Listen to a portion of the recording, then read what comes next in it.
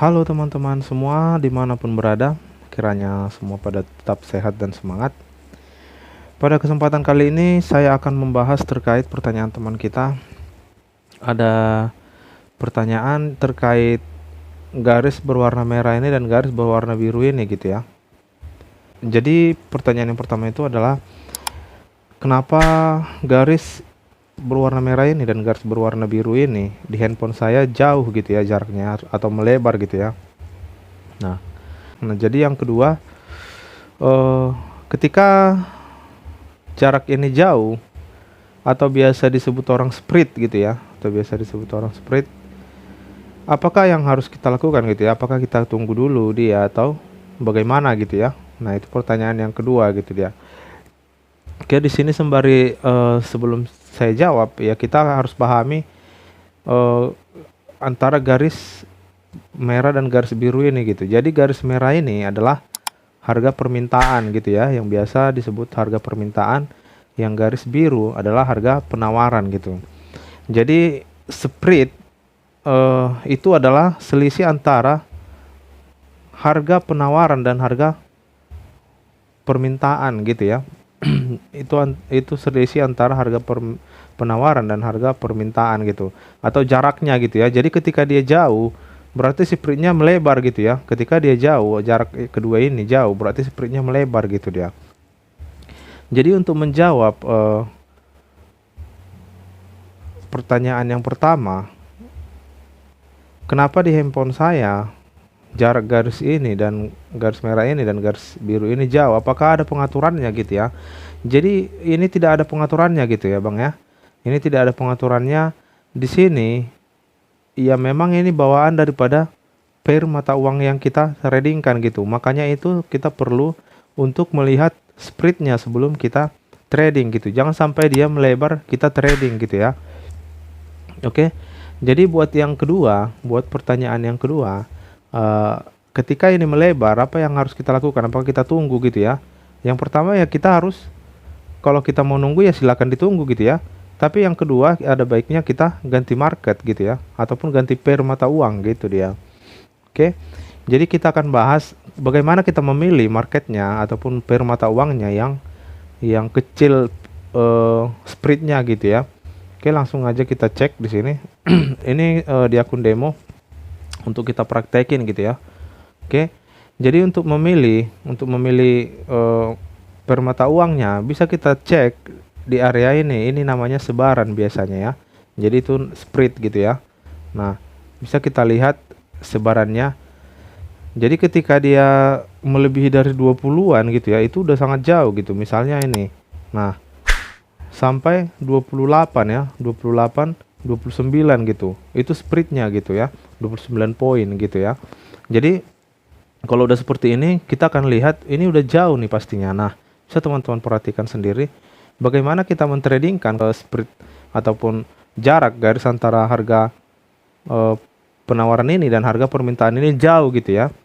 Ketika kita akan entry buy atau sell, ya ini sangat berpengaruh dengan profit atau tidaknya kita gitu. Nah, bayangin ketika kita buy, dia berada nanti entry buy atau titik buy kita berada di garis permintaan ini gitu ya. Jadi ketika kita ingin profit ya garis penawaran ini harus berada di atas daripada titik titik entry kita yang di sini gitu. Ketika kita buy, kita akan langsung coba aja, kita langsung praktekin aja ini di akun demo. Misalnya kita buy nih, buy. Nah, kita lihat pastinya langsung minus kan gitu dia. Nah, kita cek chartnya. Oke, kita lihat. Bayangin ketika kita open buy seperti ini ya, garis penawaran ini itu harus melewati ini gitu ya. Melewati open posisi kita baru dikatakan kita profit gitu dia. Jadi ketika jauh jaraknya seperti ini ya, kalau bisa kita hindari gitu ya. Kita hindari, kita lihat yang mana yang spreadnya kecil gitu dia. Yang mana yang dekat lah ibaratnya. Atau jangan yang melebar seperti ini gitu ya. Jadi ketika kita sell, kita akan sell, kita langsung coba lihat. Nah, kita sell di sini. Oke. Kita cek grafiknya. Nah, ketika kita sell ya harganya titik OP kita berada di garis garis harga penawaran ini gitu ya. Artinya kalau kita mau profit, garis permintaan ini harus melewati area titik open posisi kita ini. Bayangin jauhnya sejauh ini gitu ya. Ya kita kecil kemungkinan apalagi kita open buy. Kalau misalnya kita open buy seperti ini, ya ini sudah berada garis permintaan ini sudah berada di area resisten ini. Bagaimana mungkin ini bisa melewati ini gitu ya. Ya kecil kemungkinan gitu. Makanya seperti ini sangat penting untuk kita sebelum memilih pair mata uang yang akan kita tradingkan gitu dia. Nah, kita bayangkan lagi ketika kita udah sell seperti ini ya, ini harus melewati area ini gitu. Sedangkan ini di area jauh ya, sangat jauh gitu ya. Nah, di area support gitu. Ini di area resisten. Bagaimana mungkin gitu kan?